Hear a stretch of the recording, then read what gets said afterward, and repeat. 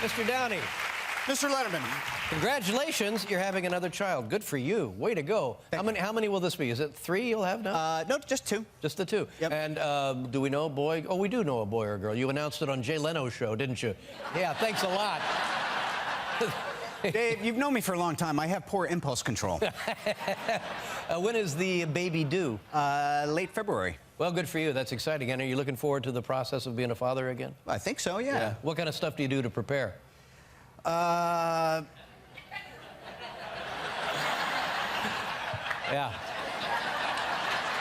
Like that? That's all it takes.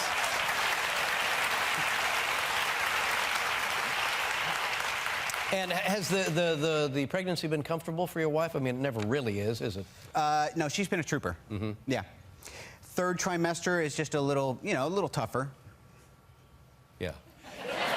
I can't imagine going through that, and you just want it to be over, of course. Right. And then the physical discomfort is gone, but then your real work begins. That's true. Yeah. Well, and what about the issue of morning sickness? Did we have any of that? No, she didn't. Yeah. She didn't. Was it harder, the pregnancy harder on you than it was on her? Well, I don't want to say that. That sounds odd. Yeah, it does.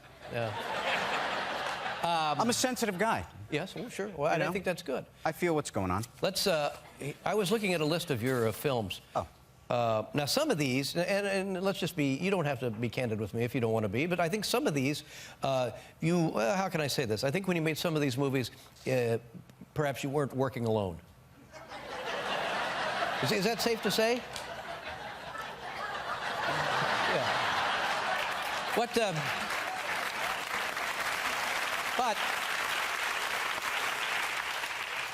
a remarkable job saving your life, by God, and thank goodness for that. But now some of these...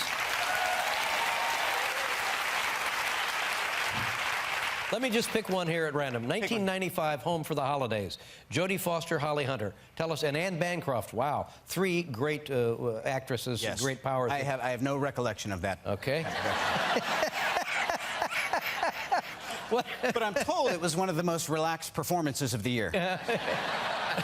Do you remember what they were like to work with? Do you remember anything about that experience of the personal nature working with these 3 great women?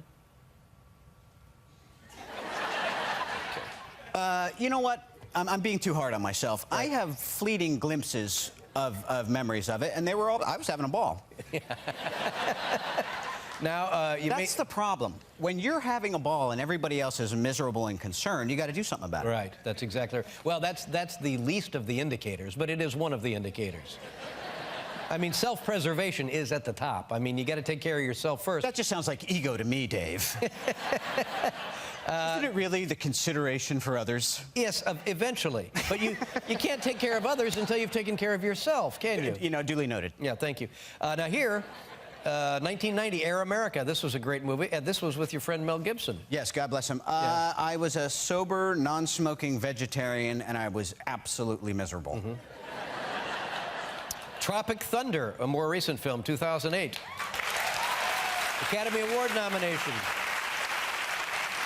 Well, yeah, I mean, you got to be, that was a very dangerous role for me. You had to definitely have the plug in the jug for that one.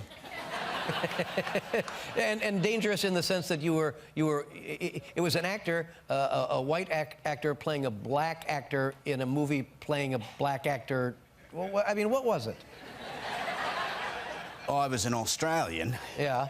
Playing an African-American. That's right, that's right. Now, which was just a terrible idea. I just thought this is... like this, there's only one version where this might be funny and acceptable. And every other version, which is likely to happen, is I might as well just never leave the house again. But it was well regarded, and you received an Academy Award nomination for it. And at this, now when were you doing the Iron Man? Oh, 2007. Did you like this, by the way? Yes, thank you. To make sure we know exactly what we're talking about.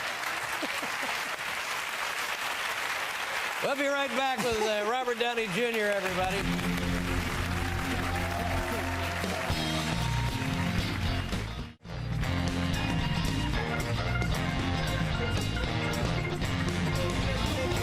Look at this, ladies and gentlemen, Robert Downey Jr. This is looks like 9 animals, and it's reminiscent of We Bought a Zoo, but it actually, what is it, Robert? Well, I'm here promoting Matt's movie. That's darn nice of It's you. actually 10 animals. There's 2 alpacas in the middle. Oh, you're exactly right. Those are all of the animals on our farm. You own all of these animals. Yes. And is this right there an alpaca? That is an alpaca. And what's that? Kitty cat, other alpaca next to it. No, I know the cat. Well, the cat I could identify. Could have been a lynx.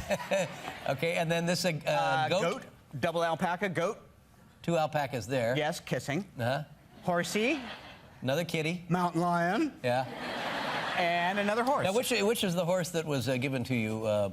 Both horses were given to me by Jamie Foxx. Yeah, that's right. Now, but this is a beautiful animal. How's this one? That one a good-looking horse? Well, it was not a great shoot for him that day. You ride the horses? You're learning to ride? I have not ridden them since we last spoke. Well, now come on. It's not like they're dying to be ridden. It's working out for both you're right. of us. They're probably much happier not being ridden. They haven't been saddled in a year. They're ecstatic. But next you'll tell me that they come in the house and stuff. No. No, that would be silly. That'd be 7, 8 years ago. Yeah.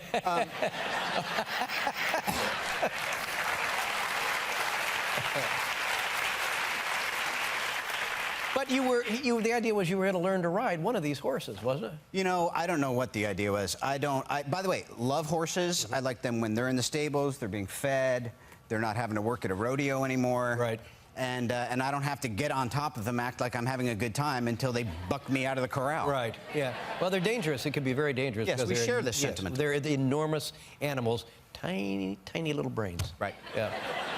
Let's talk about Arthur Conan Doyle. Arthur Conan Doyle, yeah. One of the great British authors. In what period did he live in and produce in Victorian era, 1880s, 90s, and into the turn of the century. Mm-hmm. And before you started appearing in the films, you knew about Sherlock Holmes, fascinated by him? I did. As a matter of fact, there's a Arthur Conan Doyle spiritualist society where they have kind of basically seances in London. So even as far back as Air America, I was going and sitting in on these strange events. And then what would transpire at a seance for trying to contact a guy? Somebody said, I'm getting a feeling there is someone whose wife is recently deceased. Her name is Mildred. Is that gentleman in the room? My lord, yes, I am. This is uncanny. And is it so that your wife has just finished a set of I'm saying periwinkle blue drapes for the front sitting room right before she passed? It's nothing sacred. That sort of stuff. Wow, that's pretty entertaining. Then you always get the possibility. Periwinkle drapes? No, wrong Mildred. Sorry. Let's take a look at this film. This is you and Guy Ritchie and Jude Law. Yes, sir. And visually, what a tremendous epic. Feast for the eyes, as we say. Thanks, Dave. How long does it take to make a movie like this with all that stuff going on? Off and on for about a year. Wow. Yeah, then another year post. And that means editing and so forth? Yeah. Can you help the editing process by doing some of the editing as you shoot? Yes, sequential stuff? If you're efficient, you can do that. Yeah. We don't like working that way. All right. We're going to see a clip here. What is it going to be, Robert?